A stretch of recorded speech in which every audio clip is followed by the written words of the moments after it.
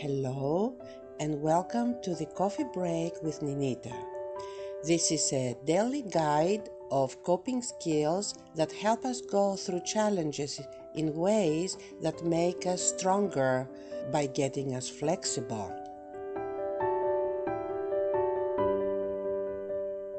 I'm very excited today because we are going to talk about the sixth step, which is my favorite one, which actually represents backpack, metaphorically speaking, where we can put all the steps and the tools that we gathered along the way after we decided to set goals and go forward, reaching them. Like I had mentioned throughout this series, setting goals and reaching them is a very important part of a person's life, because through that we develop, we grow, we mature, we become more flexible, and we obtain coping skills that we are going to use for the rest of our lives. And we are meeting people along the way that not only were very important and instrumental in making those goals reality, but they become new connections, new relationships that, again, some of them are going to follow us throughout our lives. So, what do we put in that backpack? First of all, remember the notebook that I introduced in the very first step.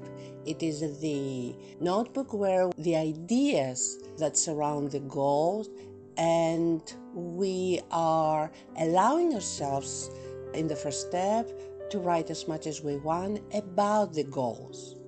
We talked about the enthusiasm that we feel when we first come up with the idea or when we start thinking about reaching the goal. In the first step, we also are mentioning the emotion fear.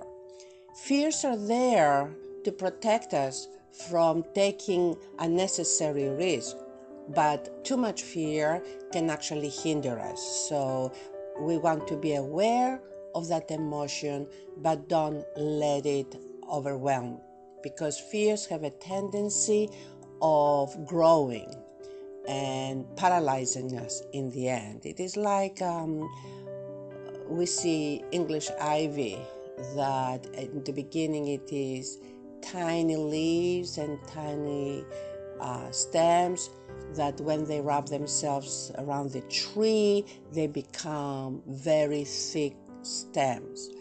We want to make sure that we will not feed the fear along the way. The second step is reintroducing the source of emotions that in the end make us feel inadequate. Those emotions, I call them half emotions, and they are hurt, anger, loneliness, frustration.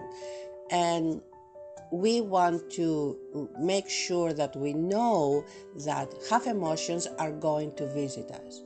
Recognize them, but don't let them get into you and shape your thoughts that for the goal. The third step is another set of emotions that are very empowering and very energizing. They are the whole state, and W stands for worth, H stands for happy, O stands for optimistic, L stands for loving, and E stands for energizing. That state of mind is what we want at all times to thrive for, to try to be in that state of mind despite the challenges that we are meeting along the way. It is very important that we, at times when we start doubting and lose our enthusiasm, which is normal, very normal, to make a phone call. or to talk to someone we feel that are going to charge us, to remind us that challenges do not mean it was an impossible idea.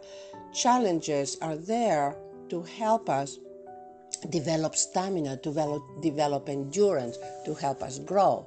So we want to remember this as we are remembering the third step.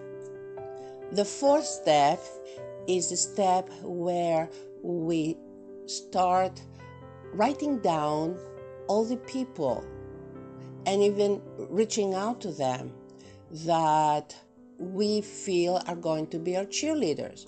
Positive people, people in faith, and also among that I want us to add our very own faith if we have one. It is a good source of empowerment. So we do want in the fourth step to talk to these people where we are going to be supported by them anytime life circumstances stop us. And I even mentioned the example of the traffic lights, where a car driving will stop at a cross section when the traffic light is red. So the same way life challenges will stop us. And what we want to do is not turn around and go back, but continue our journey, but stopping for a little bit, reaching out and talking to people that we know have reached their goals and they have experience of what the journey feels like. So in the fourth step, very important, is our network. Developing a network of people that are more knowledgeable. And during the fourth step, we also remember that doing it alone without people is probably going to convince us to turn around and go home, metaphorically speaking, and not pursue it. So this is the fourth step. What about the fifth step? Well, in the fifth step, we are being more aware of the fact that the challenges that we are facing along the way are part of the journey. So what we are supposed to do in the fifth step is to make sure that we recognize our half emotions, we do anything and everything that will charge us, that will empower us, that will make us think positive, and learn how to endure constructive criticism. This is a very good exercise where we start becoming flexible, not quitters, meaning we will learn to take alternative routes, wait a little bit, go forward, pray a lot, where this kind of detours we are going to take all lead towards the goal, not away from the goal.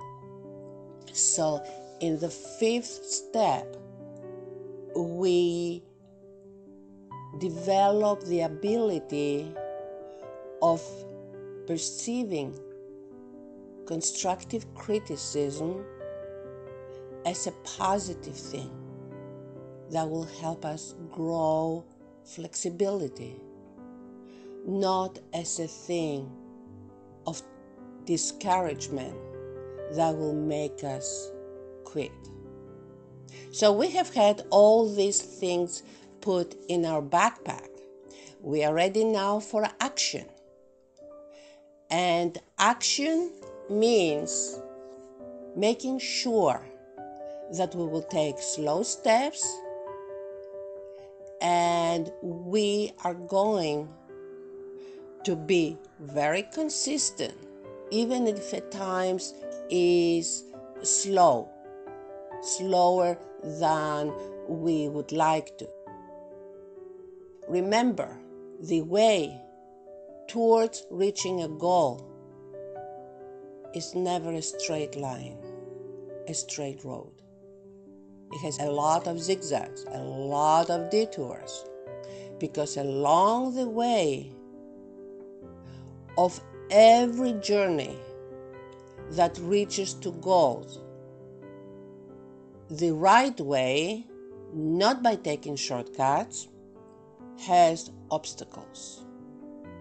Obstacles that by the grace of God and by the help of people around us, we are able to overcome by taking their suggestions, by praying, by waiting when we have to wait, and by proceeding when we are able to proceed.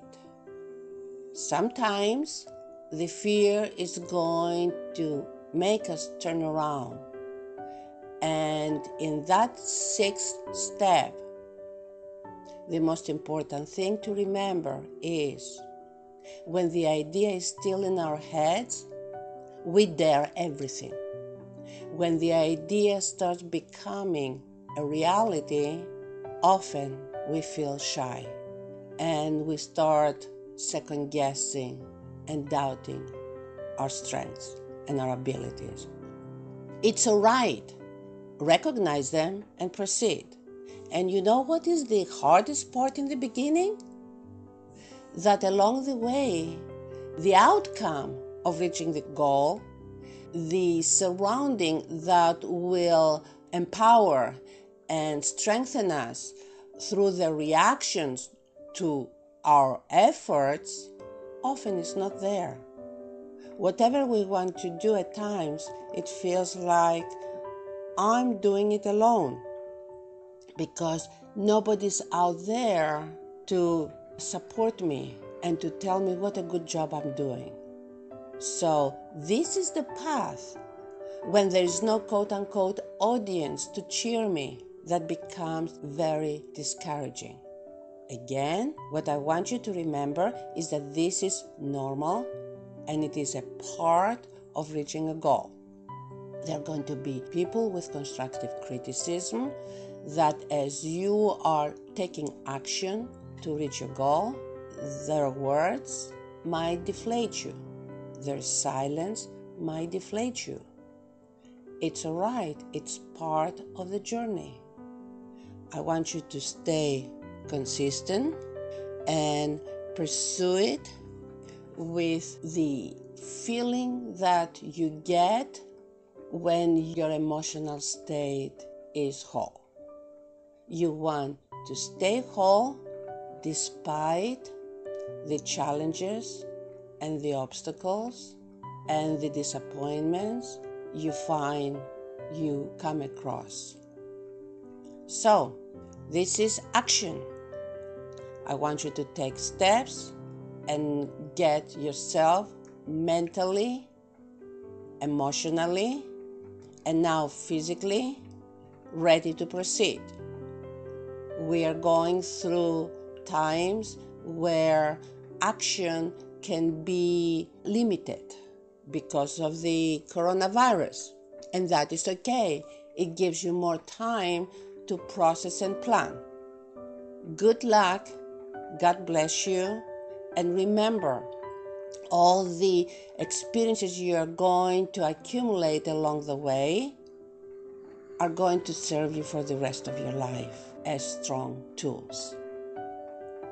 Until we meet again, God bless you and stay well.